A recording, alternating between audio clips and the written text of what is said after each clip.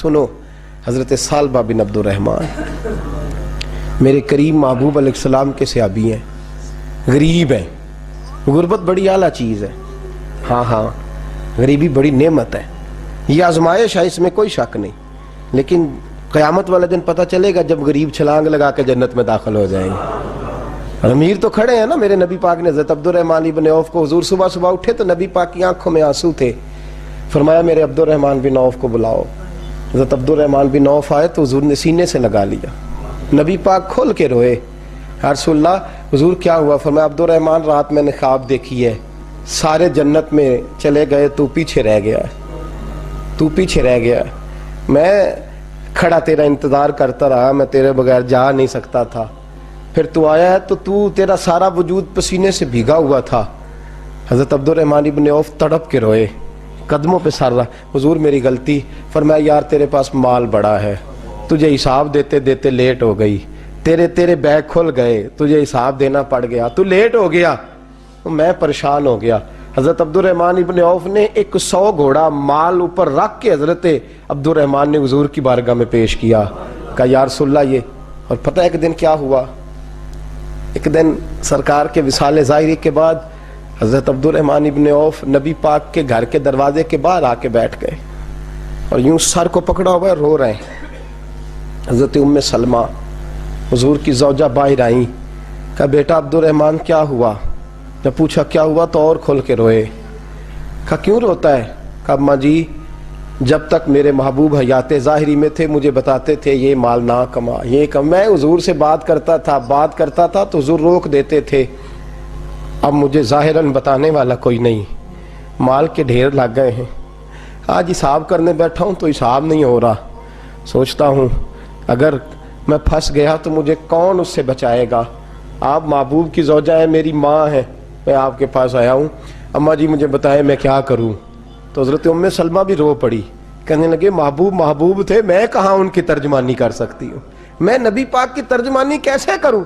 کہ اماں جی خدا واسطے مجھے کوئی حکم دے دیں، مجھے لگتا ہے عبد الرحمن برباد ہو جائے گا، ہلاک ہو جائے گا، خدا را مجھے کچھ بتا دیں، اتنا سارا مال ہے میں کہاں اس کا حساب دوں گا، مہربانی فرمائیں، یہ تجارتیں میرے گلے پڑ رہی ہیں.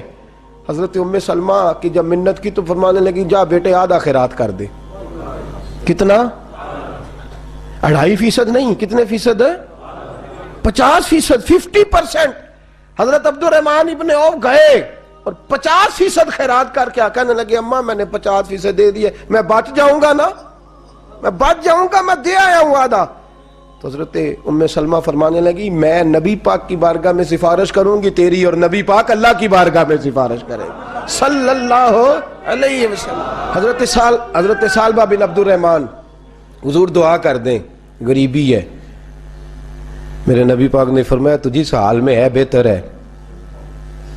کرتے ہیں حضور نہیں دعا کر دیں. فرمایا تجھی اس حال میں ہے. تیسری دفعہ پھر آ گئے، حضور نے دعا کر دی. 4 بکریاں تھیں، چند مہینے گزرے، کچھ تجارت شروع کی، چھوٹے موٹا لین دین شروع کیا تو 40 ہو گئیں. کچھ وقت اور گزرا تو ریوڑ بن گیا، پھر گائیں بھی آ گئیں، پھر اونٹ بھی آ گئے، پھر لائنیں لگ گئی. پھر ہر وقت حضور کے قریب بیٹھنے کو دل کرتا تھا. اب لین دین کے معاملات تھے، اب ذرا طبیعت تھوڑی پیچھے ہٹنے لگی، تھوڑا دل پیچھے ہٹنے لگا.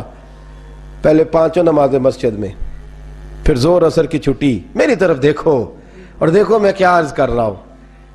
پھر زور اثر گئی، پھر کچھ وقت گزرا تو مغرب بھی گئی، پھر اتنی بڑی حویلی کوئی نہیں. پھر باہر جا کے مدینے سے ڈیرا لگا لیا، جمعے کے جمعے آتے. زکوٰۃ کا حکم آ گیا 2 ہجری میں. حضرت ابو ہریرہ رضی اللہ تعالیٰ عنہ امیر زکوٰۃ مقرر ہوئے. 5 اونٹوں پر 1 بکری، یہ زکوٰۃ ٹھہری. اب جب گئے نا اونٹ گنے اور بکریاں گننے لگے، اوہو 1 کروڑ پہ 2.5 لاکھ کس نے دیا تھا؟ دعا کس نے فرمائی؟ اوہو اتنا، میرے پیسے بینک سے میسج آ جائے گا اتنے کم ہو گئے، اوہو بڑی مصیبت بنے گی. میرے تو خوشی ہوتی ہے جب آتے ہیں تو یہ اب یہ والا میسج بھی چلے گا کہ اتنے مائنس ہو گئے. توبہ توبہ، پریشانی لگ گئی، بڑی طبیعت. انکار نہیں کیا، کہنے لگے حضور سے جا کے عرض کرنا میں خود آؤں گا، اور جہاں محبوبیت ہو وہاں اتنے لفظ بھی بے ادبی ہیں، وہاں ٹھہر جاؤ، سوچتا ہوں سمجھتا ہوں غور کرتا ہوں یہ جملے بھی وہاں توہین ہوتے ہیں، محبوب ہو اور وہاں انسان سوچ سمجھ کی بات کرے. وہاں انسان، بابا بلے شاہ صاحب نے کہا عقل آخ دی چگے نو سام کے رکھ، عشق آخ دے بال کے سیکنا چاہیے دائے. کہا جا کے کہنا میں آؤں گا. سب کی زکوٰۃ لے آئے، در رسول پہ آئے. حضور نے فرمایا پہلے سالبہ کی بات بتاؤ. پتہ تھا نا پہلے سال. حضور اس نے کہا تھا میں آؤں گا. حضرت ابو ہریرہ کہتے ہیں نبی پاک نے ٹھنڈی آہ بھری، آہ ٹھنڈی. فرمایا ہلاک ہو گیا. اس کو کہا تھا نہ اس چکر میں پڑ، ہلاک ہو گیا، ہلاک. حضرت ابو ہریرہ فرماتے ہیں 2 باریک باریک آنسوؤں کے قطرے بھی میں نے محبوب کی آنکھوں میں دیکھے. اپنا ہے نا تو دکھ ہوا یار، میرا اپنا تھا، ہلاک ہی ہو گیا ہے، کدھر چلا گیا ہے. ان کو بھی بعد میں خیال آیا او ہو میں تو غریب تھا، یہ آیا کدھر سے تھا، میں تو غلامی رسول میں آتا گیا تو رب میری عزتیں بڑھاتا گیا، یہ میں کس چکر میں پڑ گیا. آئے لائنیں بکریوں کی لائے، حاضر کی. حضور وہ میں نے کہا تھا حضرت ابو ہریرہ سے میں خود آؤں گا. حضور میں خود لایا ہوں. فرمایا محبوب نے مجھے تو نہ بتا، میں تو سمجھتا ہوں، میں نے کہا تھا تو میں آ گیا ہوں. فرمایا چل اٹھا، دوڑ جا، لے جا. حضرت ابو ہریرہ فرماتے ہیں انکار محبوب نے سالبہ کو کیا لیکن آنسو ابو بکر صدیق کے بھی نکل گئے. فرماتے ہیں درد عثمان غنی کو بھی ہونے لگا، تڑپ مولا علی بھی گئے. فرمایا جا لے جا، نہیں چاہیے تیرے پیسے.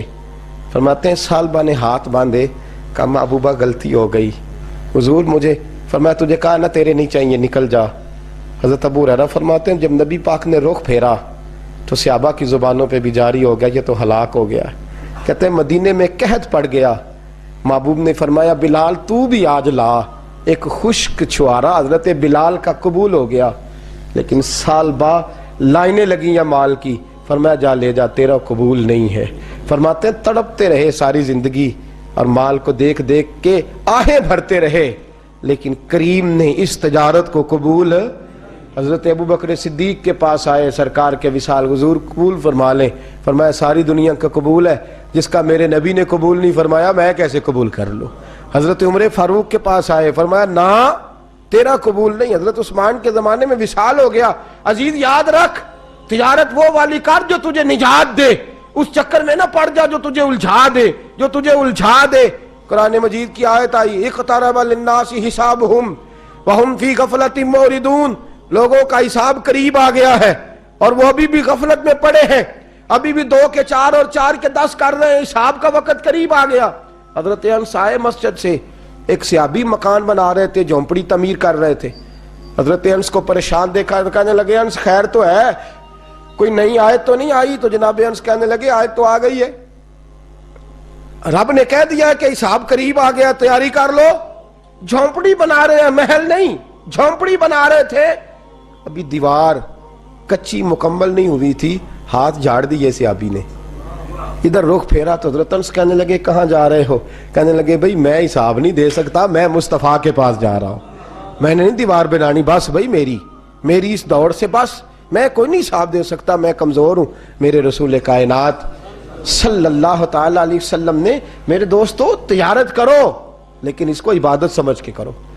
اگر تمہیں چوک وہاں دکان پہ بیٹھے خدا بھول جاتا ہے اور سودا کرتے وقت رب رسول کی باتیں تمہیں بھول جاتی ہیں تو پھر تو تم وانتم موردون میں ہو، پھر تو تم غافل ہو.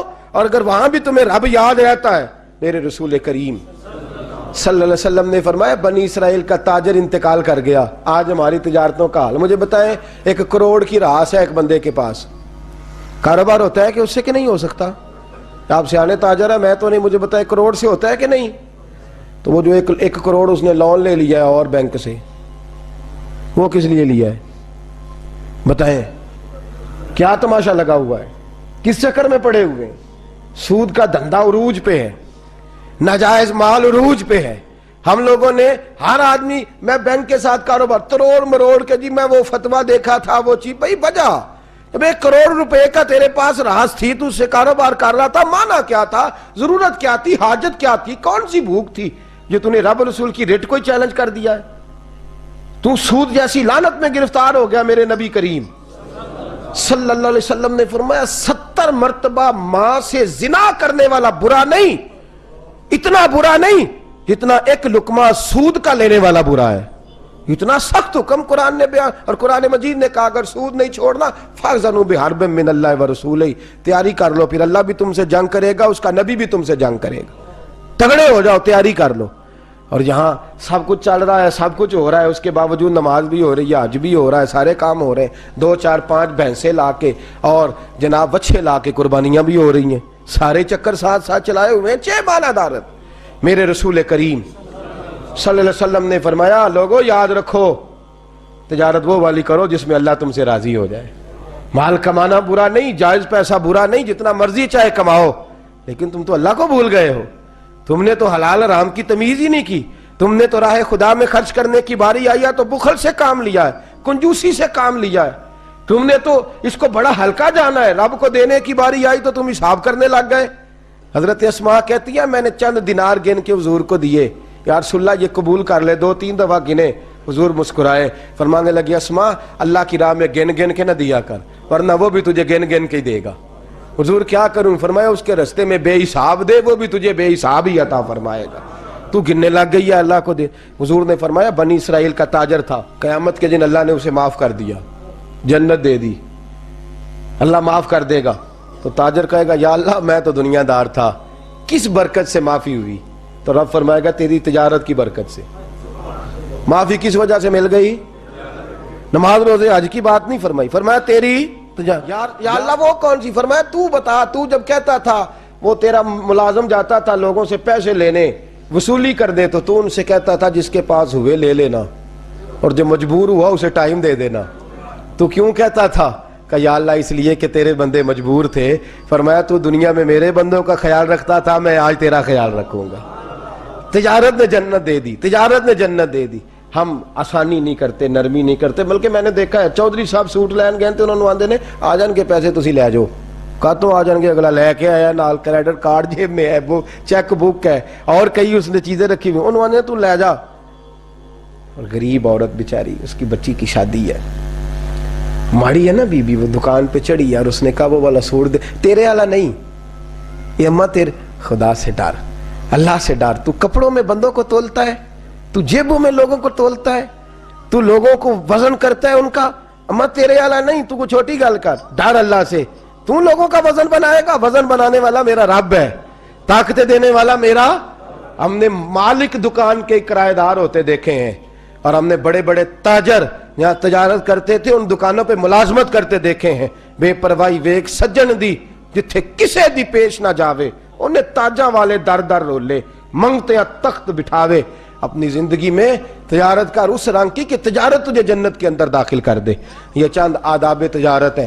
آئندہ جمعہ میں بیان کروں گا کہ والدین انتقال کر جائیں تو کون کون سے حقوق اولاد کی ذمہ داری ہوتے ہیں، وہ کچھ حقوق میرے اعلیٰ حضرت نے بیان فرمایا۔ میری خواہش ہے کہ آپ سارے جلدی آ جائیں، اور بالخصوص جن کے والدین ظاہری طور پہ اس دنیا سے چلے گئے وہ ذرا زیادہ ہی جلدی آ جائیں۔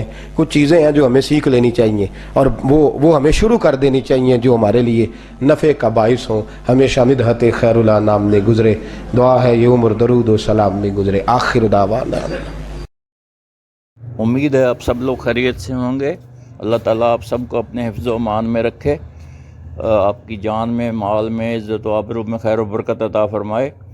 اگر آپ نے ابھی تک اس چینل کو سبسکرائب نہیں کیا ہے تو اس کو سبسکرائب کر لیں تاکہ ہر نئی آنے والی ویڈیو کا نوٹیفیکیشن آپ کو بر وقت مل سکے۔